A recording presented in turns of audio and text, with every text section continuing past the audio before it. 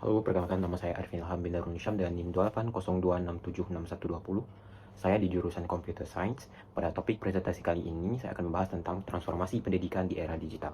Dengan dosen pembimbing, Bapak Heru Widoyo SAG MPD, Bu Linda Mutiara Tomban Tobing STH SPDK MACI. Kita semua tentu merasakan bahwa COVID-19 mempercepat transformasi digital. Pembelajaran online atau pembelajaran daring menjadi solusi utama. Tapi di saat yang bersamaan ada sedikit ketimpangan yang sangat ketara, yaitu beberapa tantangan yang harus kita hadapi. Tentu infrastruktur yang belum merata di beberapa daerah seperti daerah 3T, tertinggal, terdepan, dan terluar, tidak mendapat akses internet, tidak mendapat akses listrik, dan sangat susah untuk belajar daring. Banyak juga guru yang belum terbiasa menggunakan teknologi, masih menggunakan teknologi yang kuno, sehingga sulit beradaptasi dengan pembelajaran daring. Materi digital yang tersedia pada waktu itu kurang sesuai dengan budaya dan kondisi lokal, yaitu bagaimana kondisi di kota itu dipaksakan dengan kondisi di desa. Dan secara global, ini berkaitan dengan SDG nomor 4, yaitu pendidikan berkualitas untuk semua orang. Dari kondisi tersebut, maka kita mendapatkan beberapa rumusan masalah. Yang pertama, bagaimana teknologi digital bisa menjadi jembatan untuk memeratakan pendidikan di Indonesia. Yang kedua, apa hambatan utama, khususnya di daerah yang infrastrukturnya terbatas. Yang ketiga, bagaimana nilai-nilai Pancasila bisa diintegrasikan agar transformasi pendidikan ini inklusif. Pertanyaan ini yang menjadi panduan saya dan tim dalam penelitian dan observasi di lapangan. Pada metodologi penelitian saya, kami menggunakan kajian literatur, yaitu membaca beberapa jurnal, dan yang kedua kami melakukan wawancara dengan beberapa narasumber, tentunya dengan pribadi, ya. Baik. Sekarang kita akan masuk ke bagian yang paling penting dari penelitian ini, yaitu hasil temuan di lapangan. Data yang saya kumpulkan bersama teman kelompok saya memperlihatkan bahwa masalah yang dihadapi bukan hanya satu, tapi saling berkaitan antara manusia, teknologi, dan lingkungan. Yang pertama, sumber daya manusia.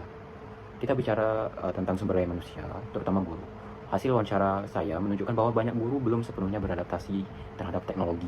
Sebagian besar bisa menggunakan smartphone untuk komunikasi sehari-hari, tapi saat diminta untuk mengelola pembelajaran online atau daring, menggunakan platform digital seperti Google Classroom, Zoom, atau aplikasi e-learning yang lainnya, mereka masih merasa kesulitan atau terganggu dengan aplikasi-aplikasi tersebut. Yang kedua yaitu infrastruktur.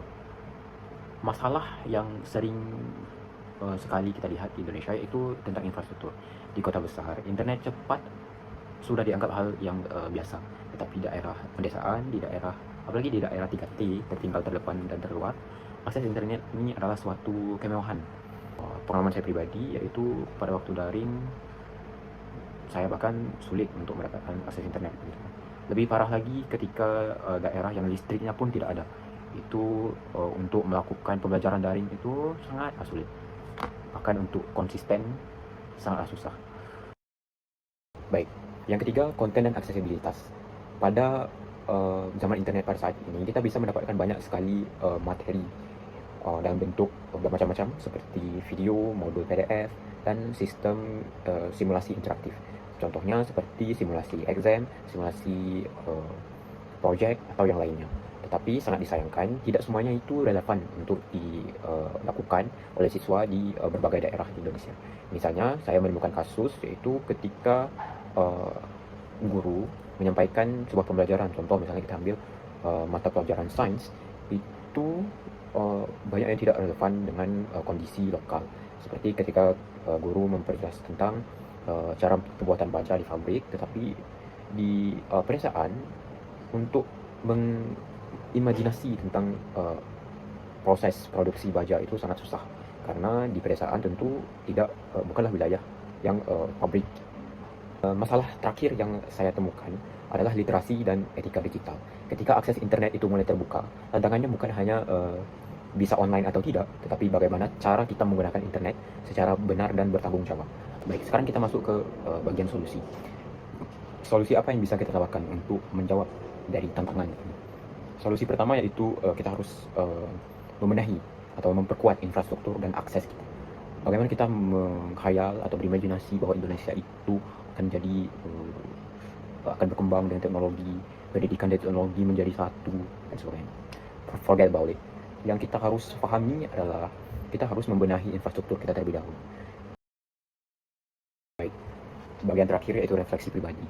Ketika saya menyusun penelitian ini bersama teman-teman saya melihat wawancara teman-teman saya, kemudian ketika saya mewawancarai narasumber pada waktu itu, kemudian saya melihat bagaimana tantangan-tantangan yang harus dihadapi sangatlah berat gitu ya.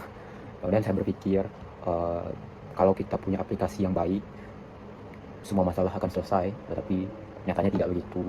Di lapangan saya melihat bagaimana guru dengan problematikanya, bagaimana seorang mahasiswa, seorang aktivis dengan problematikanya, bagaimana seorang karyawan dengan problematikanya, pendapat-pendapat mereka tentang pendidikan dan teknologi, gitu ya. Mereka punya pendapat mereka masing-masing, tetapi satu saya kumpulkan dari beberapa hal, yaitu dari infrastruktur, guru harus dibenahi, kemudian kontennya itu harus menarik, kemudian keselamatan menggunakan internet itu harus dijaga. Kemudian saya juga sadar bahwa ukurannya bukan seberapa canggih kita menggunakan aplikasi, tetapi bagaimana kita tidak membiarkan orang-orang di sekitar kita itu tertinggal. Dalam artian, kalau kita bisa menggunakan aplikasi ini, maka semua orang itu harus bisa menggunakan aplikasi tersebut. Atau teman-teman di kelas kita bisa mengakses teknologi yang sama seperti kita mengakses teknologi yang sama. Baik, itu saja dari saya, dari laporan penelitian tentang transformasi digital, transformasi pendidikan di era digital. Sekian, terima kasih. Assalamualaikum.